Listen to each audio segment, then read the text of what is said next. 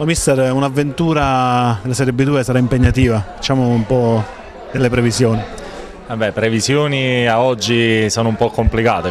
La cosa certa è che noi ce la metteremo tutta per la società, è insomma, un ritorno in B2 dopo aver vinto l'anno scorso la Serie C, quindi comunque si affronta un campionato nuovo. Però è anche vero che abbiamo, insomma, il Presidente ha allestito un bel roster, stiamo lavorando bene, possiamo dire la nostra, però fare previsioni a oggi che ancora non è cominciato il campionato è un po' complicato. Quali sono le squadre che dovremmo temere?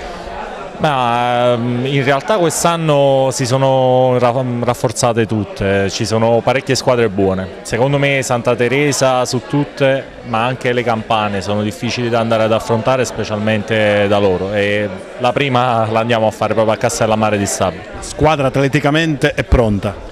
Sì, siamo pronti, abbiamo rispettato tutta la tabella, insomma, di preparazione, ci troviamo in quest'ultima settimana adesso che prepareremo bene la partita con Castellammare, fisicamente siamo al top. E gioca in casa, diciamo. Sì, io gioco in casa, torno subito alla prima giornata a casa, però va bene, cioè, succederà anche altre volte.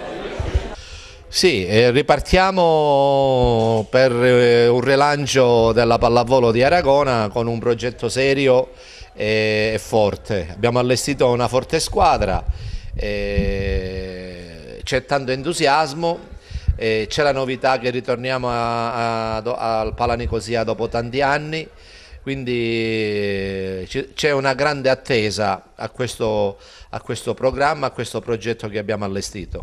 Un grande progetto che guarda al futuro.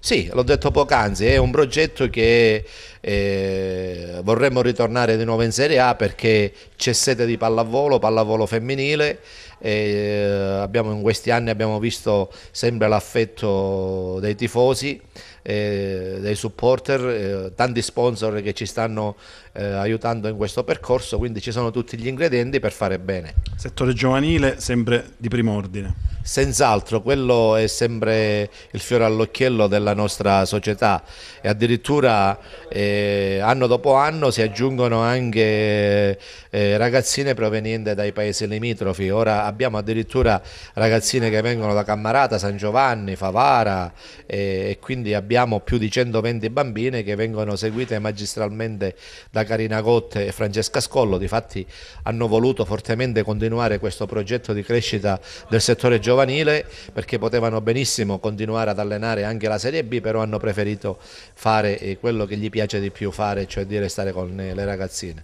Noi siamo grati al Presidente Nino Di Giacomo, a tutta la direzione, a tutto lo staff, alle giocatrici. Siamo molto contenti e onorati di questo, speriamo che il progetto vada avanti, che Aragona vada avanti perché andando avanti la squadra va avanti il nome di Aragona, va conosciuto in tutta Italia e speriamo che sia conosciuto anche in tutto il mondo.